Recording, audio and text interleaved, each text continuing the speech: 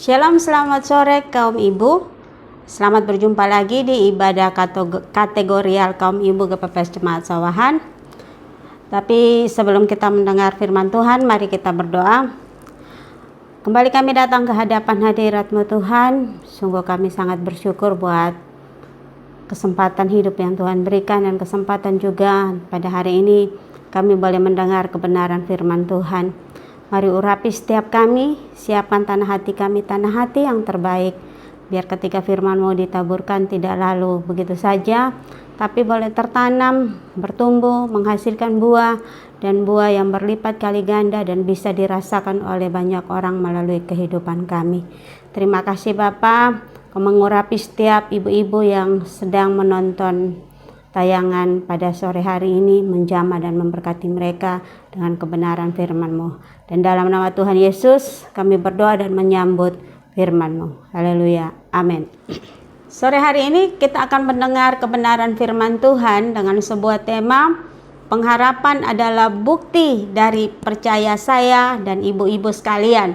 Terambil di dalam surat Rasul Paulus kepada jemaat di Roma, dalam Roma pasal yang kelima, ayat pertama sampai dengan ayat yang kelima.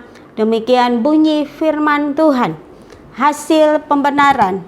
Sebab itu, kita yang dibenarkan karena iman, kita hidup dalam damai sejahtera dengan Allah. Oleh karena Tuhan kita Yesus Kristus. Oleh Dia, kita juga beroleh jalan masuk oleh iman kepada kasih karunia ini. Di dalam kasih karunia ini, kita berdiri dan kita bermegah dalam pengharapan akan menerima kemuliaan Allah. Dan bukan hanya itu saja, kita malah bermegah juga dalam kesengsaraan kita.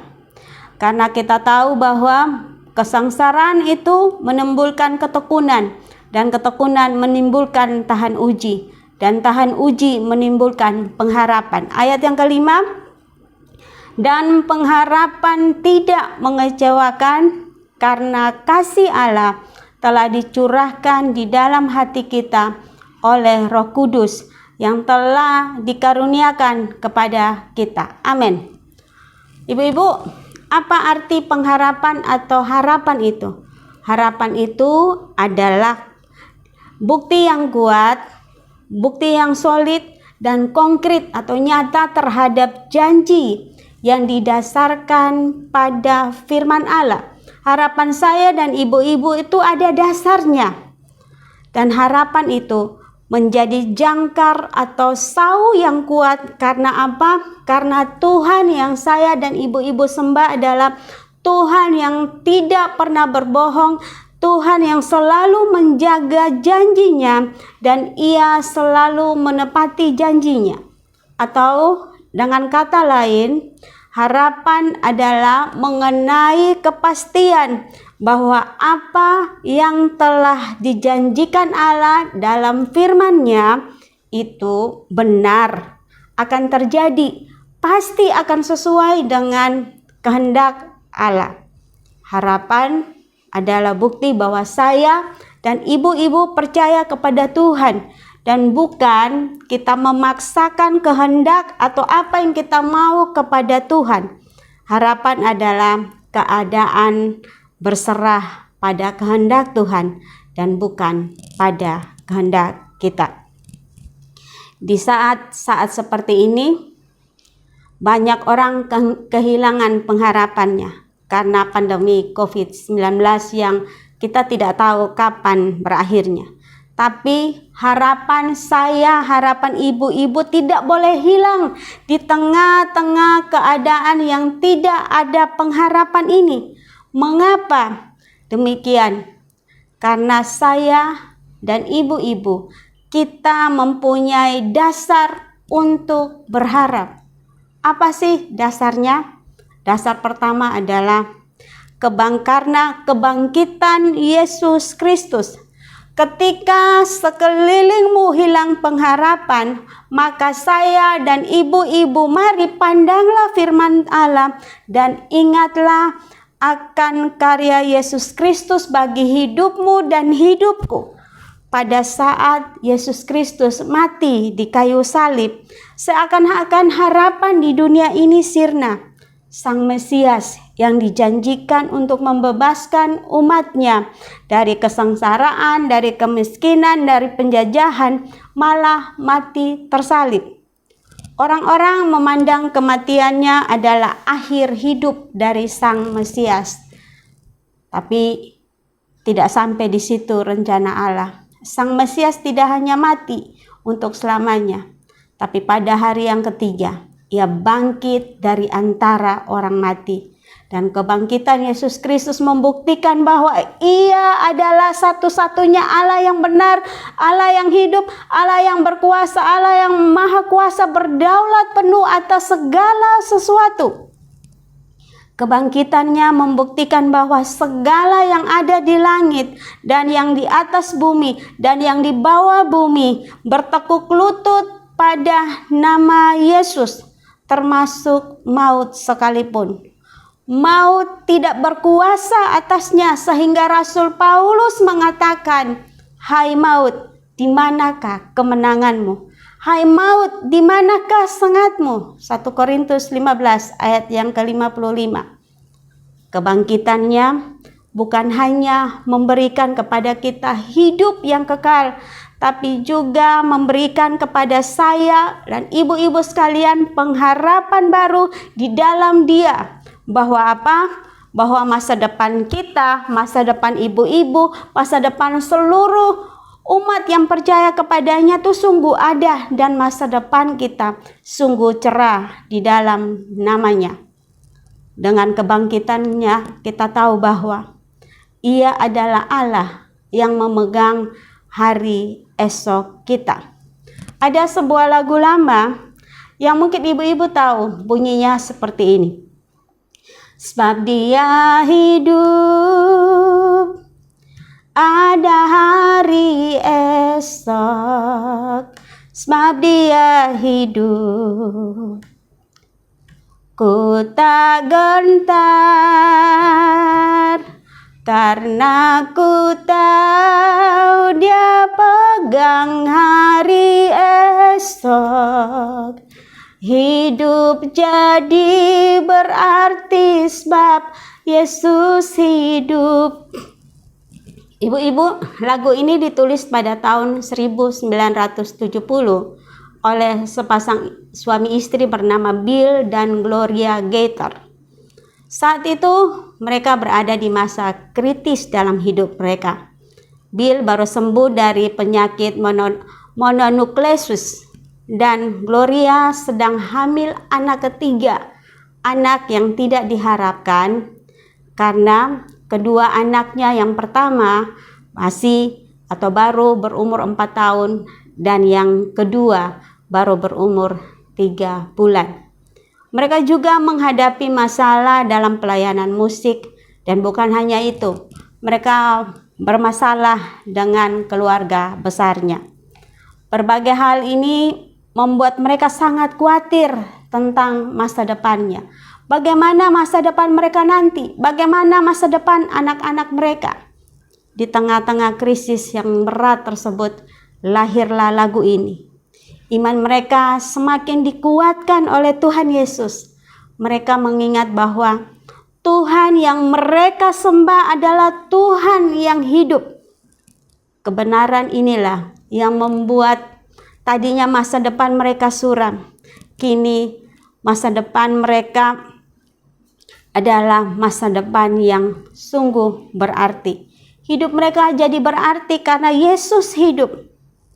Ibu-ibu, dengan kebangkitan Yesus membuat iman pengharapan kita tidak menjadi sia-sia, dan kita tidak lagi hidup dalam dosa. Coba ibu-ibu bayangkan, jika Yesus Kristus tidak dibangkitkan, bukan hanya iman percaya kita yang menjadi sia-sia, tapi saya dan ibu-ibu masih hidup di dalam dosa, masih berada di dalam belenggu dosa, dan kita akan dihukum menghadapi penghukuman kekal.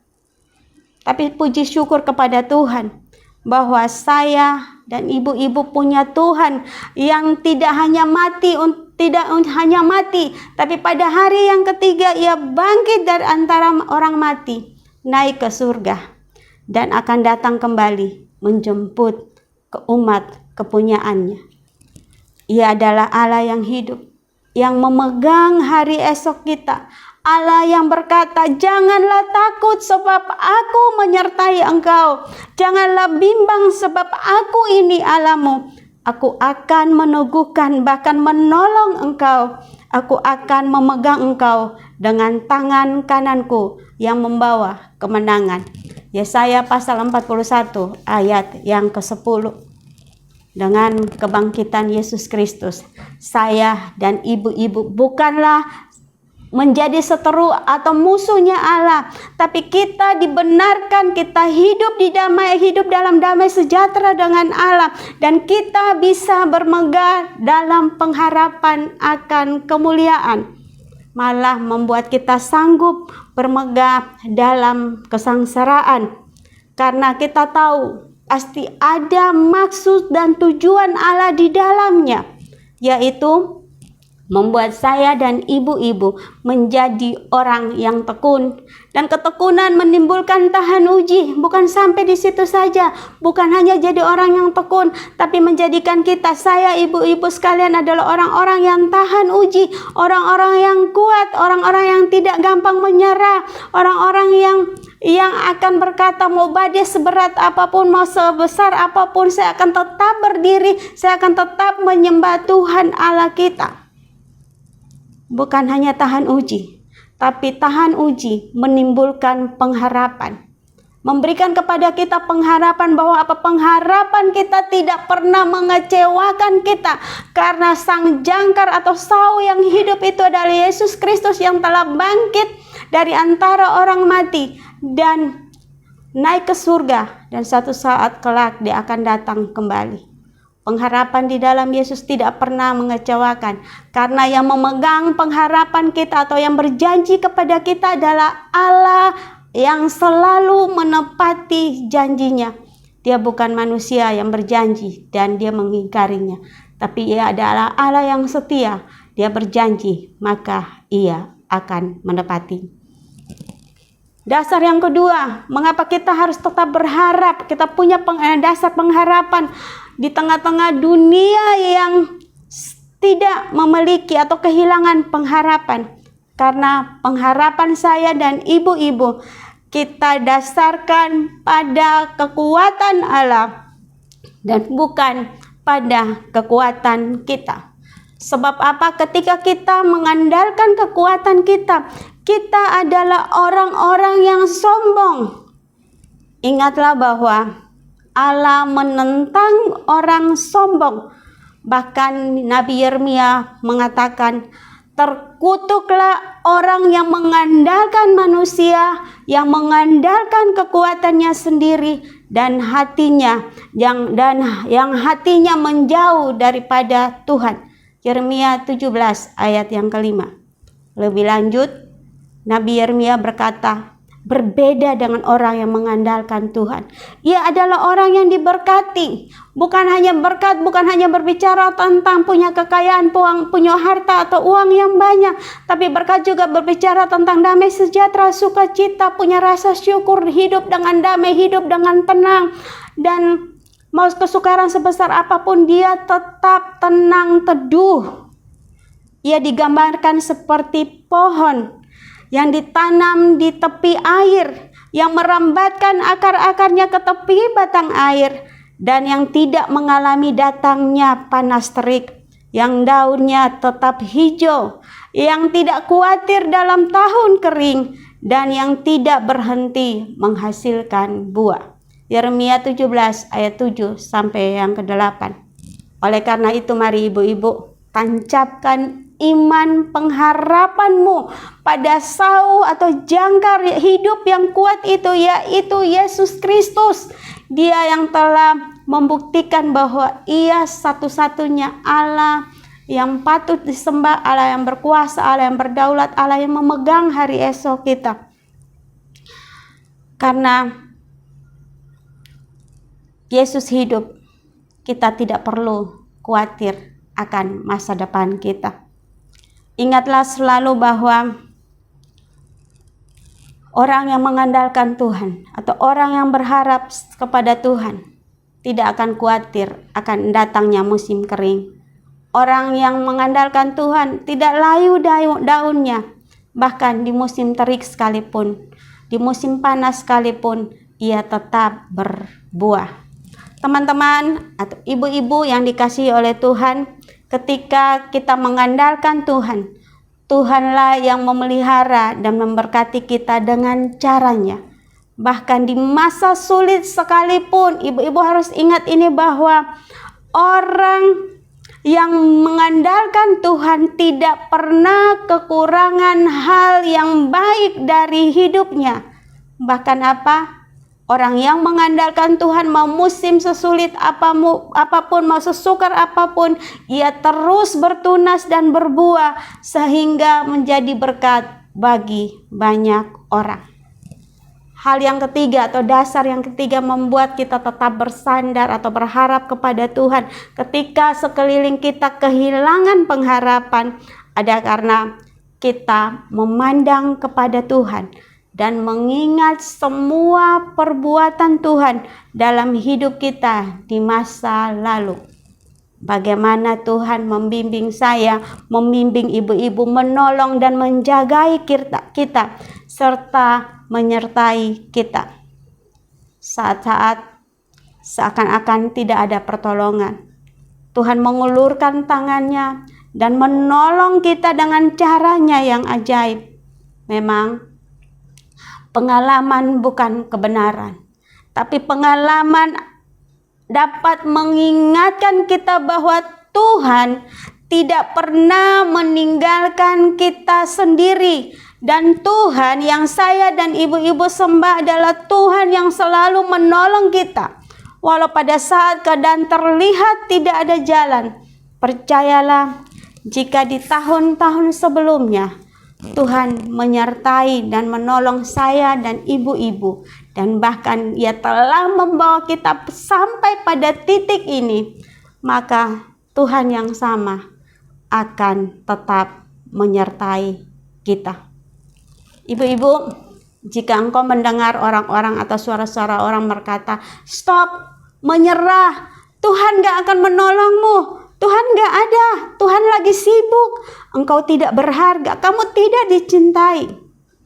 Jangan berhenti, jangan dengarkan, teruslah berdoa, bertekun dengan saat teduhmu, lakukan kebenaran firman Tuhanmu dengan setia, bangun hubungan intim lebih dalam dengan Tuhan, maka iman pengharapanmu akan semakin dikuatkan, karena justru di saat lemah, disitulah kekuatan Allah dinyatakan. Jika engkau tidak bisa melihat tangan Allah bekerja, percayalah dengan hatimu bahwa Allah yang saya dan ibu-ibu sembah adalah Allah yang berdaulat penuh atas segala sesuatu, Allah yang memegang kendali atas semuanya. Ia tetap bekerja dan segala sesuatu ada dalam tangannya. Tetaplah setia, pandang saja pada salib Kristus, sebab pengharapan ibu-ibu dan pengharapan saya adalah bukti bahwa saya dan ibu-ibu percaya kepada Tuhan. Sekian, Tuhan Yesus memberkati. Mari kita berdoa. Bapa di surga, kembali kami bersyukur bahwa kami boleh mendengar firman Tuhan.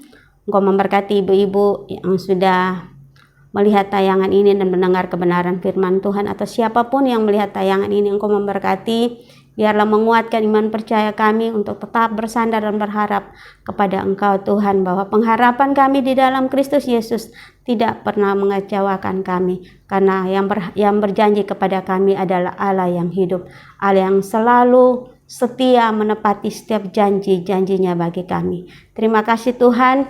Sebentar kami akan menutup ibadah ini, tapi kami mohon berkat damai sejahtera daripada Tuhan Yesus datang turun bersama-sama dengan hidup kami. Engkau memberkati ibu-ibu dimanapun mereka berada, segala pergumulan, persoalan yang mereka sedang hadapi.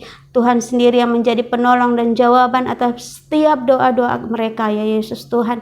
Mereka yang mengalami masalah dalam hidup, pergumulan apapun yang sedang mereka hadapi hari-hari ini. Mungkin karena pandemi COVID-19 mereka mengalami sakit penyakit. Tuhan, mari ulurkan tangan-Mu untuk menjamah dan menyembuhkan mereka, karena Engkau dokter di atas segala dokter. Yang sakit Tuhan boleh sembuhkan, yang susah Tuhan boleh hiburkan. Dan ingatkan lagi bahwa Engkau Allah yang berjanji dan Allah yang setia akan menepati janji-janjinya. Dan biarlah mereka terus berharap dan bersandar kepada Engkau. Biarlah pengharapan mereka mendatangkan sukacita dalam hidup mereka, bahwa Engkau Allah yang memegang hari esok mereka. Pegang tangan mereka, tuntun di setiap jalan mereka, agar mereka terus mengarahkan pandangan mereka kepada Engkau. Ketika kesulitan datang menerpa hidup mereka, ajar mereka untuk tetap bersyukur, berterima kasih kepada Engkau, dan bahkan memuliakan Engkau lewat pujian dan penyembahan. Jadikan ibu-ibu ini dimanapun yang mereka berada menjadi berkat, dan lewat hidup mereka nama Tuhan boleh dipermuliakan. Orang menemukan kasih, orang menemukan kebenaran, orang menemukan kejujuran, orang menemukan kelembutan, orang menemukan buah roh dalam hidup mereka dan menjadi berkat bagi banyak orang. Tuhan, kami berdoa untuk bangsa dan negara ini. Tuhan, kami mohon belas kasihan Tuhan atas bangsa ini, biar bangsa ini boleh sehat, sembuh dari COVID-19. Engkau memberkati Bapak Presiden, Wakil Presiden, dan seluruh menteri yang mengambil bagian dalam bangku pemerintahan. Engkau memberkati mereka, roh takut akan Tuhan, hikmat dan pewahyuan ada dalam hidup mereka, sehingga persoalan bangsa ini bisa diselesaikan satu demi satu, agar bangsa ini kembali pulih dan semakin menyenangkan hati Engkau ya Yesus Tuhan. Biarlah kami pulang dengan damai sejahtera daripada Allah Bapa, kecintaan Yesus Kristus Tuhan, persekutuan dengan Roh Kudus yang menyertai kami mulai hari ini sampai kesudahan zaman, sampai Engkau datang kembali. Dalam nama Tuhan Yesus kami berdoa dan mengucap syukur. Amin.